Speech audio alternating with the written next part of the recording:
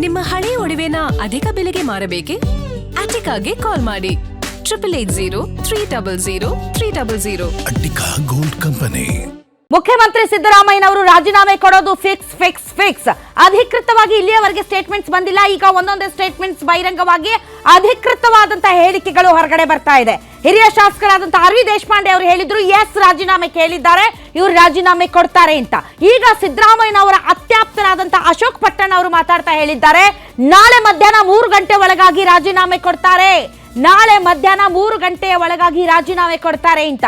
ಈ ಕಡೆ ಮುಖ್ಯಮಂತ್ರಿ ಕಾರ್ಯಾಲಯದಿಂದ ಲೋಕಭವನಕ್ಕೆ ರಾಜ್ಯಪಾಲರ ಬಳಿ 3 ಗಂಟೆಯ ಒಳಗಾಗಿ ತಮಗೆ ಸಮಯ ಕೊಡಬೇಕು ಅಂತ ಕೇಳಿಕೊಂಡಿದ್ದಾರೆ. ಅಂದರೆ ಅರ್ಥ ನಾಳೆ ಮಧ್ಯಾಹ್ನ 3 ಗಂಟೆಗೆ ಮುಖ್ಯಮಂತ್ರಿ ಸ್ಥಾನಕ್ಕೆ ರಾಜೀನಾಮೆಯನ್ನ ಕೊಡ್ತಾ ಇದ್ದಾರೆ ಸಿದ್ದರಾಮಯ್ಯನವರು. ನಿನ್ನೆ ಇಷ್ಟೊತ್ತಿಗೆ ಎಲ್ಲ ಎಐಸಿಸಿ ಮೀಟಿಂಗ್ಗಳು ಮುಗಿದಿತ್ತು. ವೇಣುಗೋಪಾಲ್ ಅವರು ಹೊರಗಡೆ ಬಂದು ಆನ್ಲೈನ್ ಸ್ಟೇಟ್ಮೆಂಟ್ ಕೊಟ್ಟರು, ಇಲ್ಲ ರಾಜ್ಯಸಭಾ ಚುನಾವಣೆ, ವಿಧಾನ ಪರಿಷತ್ ಚುನಾವಣೆ ಮಾತಾಡಿದ್ವಿ ಅಂತ. ಆಗ್ಲೇ ಗ್ಯಾರಂಟಿ ನ್ಯೂಸ್ ಹೇಳಿತ್ತು, ಇವ್ರು ಏನ್ ಹೇಳ್ತಾ ಇದಾರಲ್ಲ ಅದು ಸುದ್ದಿ ಅಲ್ಲ, ಇವ್ರು ಏನ್ ಮುಚ್ಚಿಡ್ತಾ ಇದ್ದಾರೆ ಅದೇ ಸುದ್ದಿ ಅಂತ. ವೇಣುಗೋಪಾಲ್ ಹೇಳ್ತಾ ಇರೋದು ಸುದ್ದಿ ಅಲ್ವೇ ಅಲ್ಲ, ಅವ್ರು ಏನ್ ಮುಚ್ಚಿಡೋದಕ್ಕೆ ಪ್ರಯತ್ನ ಪಡ್ತಾ ಇದ್ದಾರೆ ಅದೇ ಸುದ್ದಿ ಅಂತ ನಿಮ್ಮ ಗ್ಯಾರಂಟಿ ನ್ಯೂಸ್ ಹೇಳಿತ್ತು. ಅದೇ ರೀತಿಯಾಗಿ ಸಿದ್ದರಾಮಯ್ಯನವರಿಗೆ ರಾಜೀನಾಮೆ ಕೊಡಿ ಅಂತ ಕೇಳಿದ ತಕ್ಷಣ ಸಿದ್ದರಾಮಯ್ಯನವರು ಶಾಕ್ ಆಗೋದ್ರಂತೆ. ಅಟ್ಲೀಸ್ಟ್ ರಾಜ್ಯಸಭಾ ಎಲೆಕ್ಷನ್ ವರೆಗೂ ನಾನು ಮುಂದೂಡಬಹುದು ನನ್ನನ್ನ ಅಂತ ಅವ್ರು ಅಂದುಕೊಂಡಿದ್ದರು. ಆದ್ರೆ ರಾಹುಲ್ ಗಾಂಧಿ ಅವರು ತಾವು ರಾಜ್ಯಸಭೆಗೆ ಬರಬೇಕು, ಮುಖ್ಯಮಂತ್ರಿ ಸ್ಥಾನಕ್ಕೆ ರಾಜೀನಾಮೆ ಕೊಡಿ ಅಂದ ತಕ್ಷಣನೇ ಅವರು ಆ ಕ್ಷಣವನ್ನ ತಮ್ಮನ್ನ ತಾವು ನಂಬೋದಕ್ಕೆ ಸಾಧ್ಯವಾಗಲಿಲ್ಲ. ದಯವಿಟ್ಟು ಟೈಮ್ ಕೊಡಿ ಅಂತಾನು ಸಿದ್ದರಾಮಯ್ಯನವರು ಕೇಳಿದ್ರಂತೆ. ರಾಹುಲ್ ಗಾಂಧಿ ಅವರು ಇಲ್ಲ, ರಾಷ್ಟ್ರದಾದ್ಯಂತ ನಾವು ಪಕ್ಷವನ್ನ ಬಲಪಡಿಸುವ ನಿಟ್ಟಿನಲ್ಲಿ ಹೊಸಬರಿಗೆ ಆದ್ಯತೆ ಕೊಡ್ತಾ ಇರೋದ್ರಿಂದ ತಾವು ರಾಜೀನಾಮೆ ಕೊಡಿ ಅಂದ ತಕ್ಷಣ ದೂಸರಾ ಮಾತಾಡದೆ ಸಿದ್ದರಾಮಯ್ಯನವರು ಎದ್ದು ಬಂದು ತಮ್ಮ ಆಪ್ತರ ಬಳಿ, ಹೌದು ನಾನು ರಾಜೀನಾಮೆ ಕೊಡುತ್ತೇನೆ, ನಾನು ಅವರ ಡಿಸಿಷನ್ಗೆ ಅವಾಯ್ಡ್ ಆಗ್ತೀನಿ ಅಂತ ಹೇಳುವುದರ ಮೂಲಕ ರಾಜೀನಾಮೆ ಸದ್ದು ಇಡೀ ರಾಜ್ಯಾದ್ಯಂತ ಕೇಳಿ ಬಂತು. ಅದಾದ ಮೇಲೆ ಬಹಳಷ್ಟು ಬೆಳವಣಿಗೆಗಳು ನಡೀತಾ ಇದೆ. ಡಿ.ಕೆ. ಶಿವಕುಮಾರ್ ಅವರು ದೆಹಲಿಯಲ್ಲೇ ಇದ್ದಾರೆ. ಒಂದು ಸೋನಿಯಾ ಗಾಂಧಿ ಅವರ ನೀಲಿ ಕಣ್ಣಿನ ಹುಡುಗ, ನೀಲಿ ಕಣ್ಣಿನ ಬಾಯ್ ಅಂತ ಏನು ಕರೆಸಿಕೊಳ್ತಾರೆ, ಅವ್ರಿಗೊಂದು ಥ್ಯಾಂಕ್ಸ್ ಹೇಳಿ ಎಲ್ಲರನ್ನೂ ಕೂಡ ಒಂದು ಸ್ವಲ್ಪ ಅವ್ರ ಹತ್ರ ಕೆಲವೊಂದು ಮಾರ್ಗದರ್ಶನಗಳನ್ನು ಪಡೆದು ಬರಬಹುದು. ಪ್ರಮಾಣ ವಚನ ಸ್ವೀಕಾರ ಸಮಾರಂಭಕ್ಕೂ ಕೂಡ ಸಿದ್ಧತೆಗಳು ನಡೆದಿವೆ.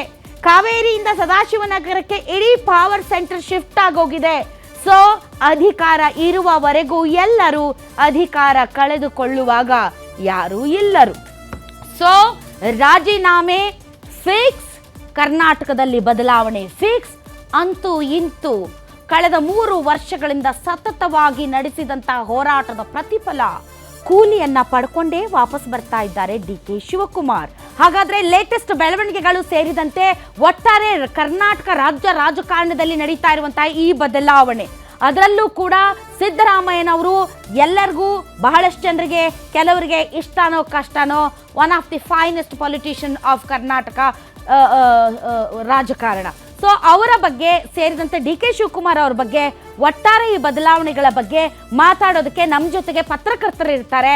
ಸುದೀರ್ಘವಾದ ಅನುಭವ, ಸಿದ್ದರಾಮಯ್ಯನವರ ರಾಜಕೀಯ ಕಂಡವರು, ಅದರ ಆಚೆಗಿನ ರಾಜಕೀಯ ಕಂಡವರು, ಈಗ ಡಿ.ಕೆ. ಶಿವಕುಮಾರ್ ಅವರ ರಾಜಕೀಯವನ್ನೂ ಕೂಡ ಕಾಣೋದಕ್ಕೆ ಹೊರಟಿರುವವರು.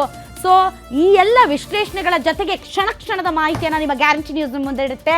ಸೊ ಮೊದಲಿಗೆ ನನ್ನ ಜೊತೆ ಇರುವಂಥ ಗೆಸ್ಟ್ಗಳನ್ನ ವೆಲ್ಕಮ್ ಮಾಡ್ಕೊಳ್ತೀನಿ. ನಮ್ಮ ಜೊತೆಗೆ ಇದ್ದಾರೆ ಹಿರಿಯ ಪತ್ರಕರ್ತರು, ರಾಜಕೀಯ ವಿಶ್ಲೇಷಕರು ಬಸವರಾಜ್ ಇಟ್ನಾಳ್ ಸರ್, ತಮಗೆ ವಿಶೇಷ ಕಾರ್ಯಕ್ರಮಕ್ಕೆ ಸ್ವಾಗತ. ಅದೇ ರೀತಿ ಇನ್ನೊಬ್ಬ ಪತ್ರಕರ್ತರು ಮತ್ತು ವಿಶ್ಲೇಷಕರು ಹೇಮಂತ್ ಸರ್ ಜಾಯ್ನ್ ಆಗಿದ್ದಾರೆ. ಸರ್, ತಮಗೂ ಕೂಡ ಸ್ವಾಗತ. ಇನ್ನು ಝೂಮ್ ಲೈನ್ ನಿಂದ ಇನ್ನಷ್ಟು ಪತ್ರಕರ್ತರು ಜಾಯ್ನ್ ಆಗ್ತಾರೆ. ಆದರೆ ಅದಕ್ಕಿಂತ ಮುಂಚೆ ಈ ಕ್ಷಣದಲ್ಲಿ ಬರ್ತಾ ಇರುವಂತಹ ಲೇಟೆಸ್ಟ್ ಅಪ್ಡೇಟ್ ಏನು, ಬನ್ನಿ ನೋಡೋಣ.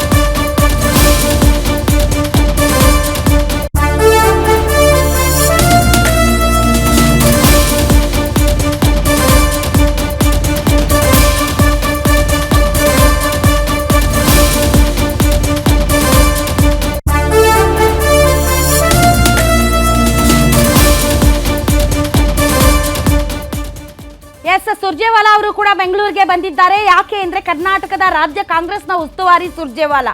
ಕರ್ನಾಟಕದಲ್ಲಿ ಯಾವುದೇ ಹೇರಾಪೇರಿ ನಡೆದ್ರು ಕೂಡ ಎಲ್ಲರೂ ಏನ್ರಿ ಅವ್ರು ಸುರ್ಜೇವಾಲಾ ಅವ್ರೇನ್ರಿ ಬರ್ತಾರೆ ಹೋಗ್ತಾರೆ ಏನು ಕೆಲಸನೇ ಮಾಡಲ್ಲ ಅಂತಿದ್ವಿ. ಈಗ ಬದಲಾವಣೆ ಟ್ರಾನ್ಸಿಷನ್ ಏನಿದೆ ಅದು ಸುಸೂತ್ರವಾಗಿ ಸುಲಲಿತವಾಗಿ ನಡೆಯುವಂತ ಪ್ರಕ್ರಿಯೆಗಳನ್ನ ಮಾಡಿ ಹೋಗೋದಕ್ಕೆ ಸುರ್ಜೇವಾಲಾ ಅವರು ಬರ್ತಾ ಇದ್ದಾರೆ.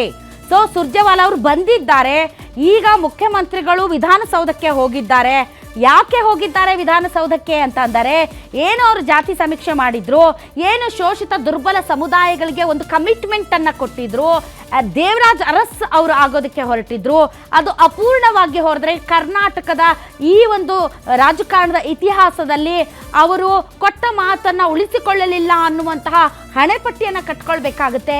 ಲಾಸ್ಟ್ ಮಿನಿಟ್ ಅಲ್ಲಿ ಅವರು ಏನಾದರೂ ಮಾಡೋದಕ್ಕೆ ಸಾಧ್ಯನಾ ಅನ್ನೋದ್ರ ಬಗ್ಗೆ ಯೋಚನೆ ಮಾಡ್ತಾ ಇದ್ದಾರೆ ಜಾತಿ ಸಮೀಕ್ಷೆಗೆ ಸಂಬಂಧಪಟ್ಟಂತೆ.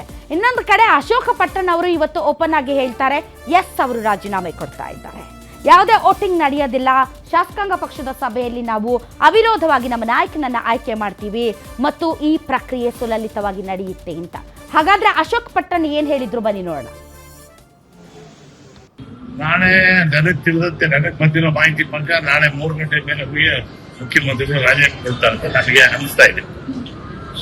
ಸಿಎಲ್ಪಿ ಸಭೆ ಸರ್, ನಾಳೆ ಸಿಎಲ್ಪಿ ಸಭೆ ಕರೆಯೋಕ್ಕೋಸ್ಕರ ಮುಖ್ಯಮಂತ್ರಿಗಳಾಗ್ಲಿ ಸುದ್ದಿವಾಲಾ ಆಗ್ಲಿ ಕಾಂಗ್ರೆಸ್ ಅಧ್ಯಕ್ಷರಲ್ಲಿ ನಮ್ಗೆ ಇನ್ನೂ ಏನು ಇನ್ಫಾರ್ಮೇಶನ್ ಕೊಟ್ಟಿಲ್ಲ.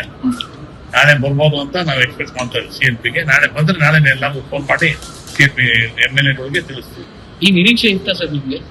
ಯಾರಿಗೂ ನಿರೀಕ್ಷಿಲ್ಲ, ಅನಿರೀಕ್ಷಿತವಾಗಿ ಆಗಿರೋ ಡೆವಲಪ್ಮೆಂಟ್ ಇವೆಲ್ಲ. ಸರ್, ಈಗ ನೀವೇನು ಸಚಿವ ಸಂಪುಟ ಸೇರಬೇಕು ಅಂತ ಪ್ರಯತ್ನ ಮಾಡ್ತಾ ಇದ್ರಿ.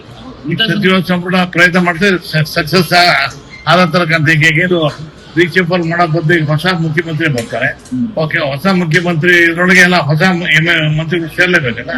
ಅದ್ರೊಳಗೆ ನಾವೇನ ಸೇರ್ಕೊಂತೀವಿ, ನಮಗೂ ಸೇರ್ಸ್ಬೋದು ಅಂತ ನಾವು ಆಸೆ ಇಟ್ಕೊಂಡಿದ್ವಿ. ಈ ಹಳೆ ತಂಡನೇ ಮುಂದುವರಿಸಬೇಕು ಅನ್ಸುತ್ತೆ ಸರ್, ಅದು ಕಂಪ್ಲೀಟ್ ಚೇಂಜ್ ಮಾಡಬೇಕು? ನನ್ನ ಪ್ರಕಾರ ಹಳೆ ತಂಡನ ಒಂದು 15-20 ಜನಕ್ಕೆ ಚೇಂಜ್ ಮಾಡ್ತಾರೆ ಅಂತ ಅನ್ಸುತ್ತೆ.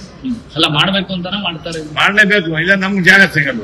ಖಾಲಿ ಜಾಗ ಆದಂತ ನಮ್ಗೆ ಸೀಟ್ ಸಿಗೋದು. ನಾವು ಖಾಲಿ ಮಾಡ್ಲೇಬೇಕು ಅಂತ ನಾವು ಹೇಳ್ತೀವಿ. ಹೊಸ ಮುಖ್ಯಮಂತ್ರಿಗಳಿಗೆ ನಾವು ಒಂದು ಅರಿಕೆ ಏನಂದ್ರೆ ಯಾರೇ ಹೊಸ ಮುಖ್ಯಮಂತ್ರಿ ಆದ್ರೂ ಕೂಡ ಅದೆಲ್ಲ ಕನ್ಸಿಡರ್ ಮಾಡ್ಬೇಕು, ಹೊಸ ಆದ್ಯತೆ ಕೊಡಬೇಕು. ಈ ಅನಿರೀಕ್ಷಿತ ತೀರ್ಮಾನ ಸಿದ್ದರಾಮಯ್ಯ ಶಾಕಿಂಗ್ ಅಥವಾ ಏನು? ಸಿದ್ದರಾಮಯ್ಯ ಶಾಕಿಂಗ್ ಇಲ್ಲ, ಏನಿಲ್ಲ. ನಮ್ಮ ಪಕ್ಷದಾಗೆಲ್ಲ ಬೆಳವಣಿಗೆ ಆಗ್ತಾನೆ ಬೇಕಾದ ಸರಿ ಆಗಿದೆ. ಸಿದ್ದರಾಮಯ್ಯ ಹೈಕಮಾಂಡ್ ನಮ್ಮ ಅವತ್ತಿಂದ ಸಿದ್ದರಾಮಯ್ಯ ಹೇಳ್ತಾ ಇದ್ರು. ರಾಹುಲ್ ಗಾಂಧಿ ಅವರು ಹೇಳಿದ್ರು ನಾನು ರಾಜೀನಾಮೆ ಕೊಡ್ತೀನಿ ಅಂತ ಹೇಳ್ತಾ ಇದ್ರು. ರಾಹುಲ್ ಗಾಂಧಿ ಅವರು ಸಿದ್ದರಾಮಯ್ಯ ಹೇಳಿದ್ರಂತೆ ರಾಜೀನಾಮೆ ಕೊಡಿ, ಬೇರೆಯವ್ರಿಗೆ ಅವಕಾಶ ಕೊಡಿ, ಆಯ್ತು ಅಂತ ಕೊಟ್ಟಿದ್ದಾರೆ. ನೆಕ್ಸ್ಟ್ ಸಿಎಂ ಯಾರು ಅಂತ ಹೇಳಿದಾರೆ? ಯಾರು ನಮ್ಗೇನು ಗೊತ್ತಿಲ್ಲ, ಎಲ್ಲ ಹೈಕಮಾಂಡ್ ಅವ್ರಿಗೆ ಗೊತ್ತಿದ್ದು. ಮೋಸ್ಟ್ಲಿ ನೀನ್ ಹೇಳ್ತಿದ್ದಾಗೆಲ್ಲ ಕ್ಲಿಯರ್ ಆಗುತ್ತೆ ಎಲ್ಲ. DKC ಅವ್ರ ಆಗೋ ನಿರೀಕ್ಷೆ ಇದೆಯಾ? 100% ಆಗ್ಬೋದು ಅಂತ ಇದೆ, ನಿರೀಕ್ಷೆ ಇದೆ. ಬಟ್ ಸಿಎಲ್ಪಿ ಇನ್ನು ಕರೆಯಕ್ಕೆ ಸೂಚನೆ ಬಿಟ್ಟಿಲ್ಲ. ಇದೇ ಸಿಎಲ್ಪಿ ಕರೆದ್ರೆ ನಾವೆಲ್ಲ MLA ಮುಖಂಡ ಇರ್ತೀವಿ. ಇನ್ನ ನಿಮ್ಮ ಮಸಾಗಿ ಒಂದ್ ಹೆಸರು ಬರ್ತದೆ, ಪ್ರಪೋಸ್ ಮಾಡ್ತೀವಿ, ಆಟೋಮೆಟಿಕ್ ಆಗ. ಸರ್, ಈ ಹಿಂದೆ ಆದಂಗೆ ವೋಟ್ ಹಾಕ್ಬೇಕು ಅಥವಾ ವೋಟಿಂಗ್ ಗಿಟ್ಟಿಂಗ್ ಏನಿಲ್ಲ, ಎಲ್ಲ ಮೀಟಿಂಗ್ ಕೇಳ್ತಾರೆ, ಅವಿರೋಧವಾಗಿ ಒಬ್ಬನ ಎಲೆಕ್ಟ್ ಮಾಡ್ತೀವಿ. ವೋಟ್ ಹಾಕಿ ಅಂತ ಪರಿಸ್ಥಿತಿ ಇವಾಗಿಲ್ಲ. ವೋಟಿಂಗ್ ಪರಿಸ್ಥಿತಿ ಇಲ್ಲ. ಮೀಟಿಂಗ್ ಕರಿತೀವಿ, ಅವಿರೋಧವಾಗಿ ಎಲ್ಲ ಸಪೋರ್ಟ್ ಮಾಡ್ತೀವಿ, ಒಬ್ಬನ ಒಳ್ಳೆ ನಾಯಕನ ಎಲೆಕ್ಟ್ ಮಾಡ್ತೀವಿ.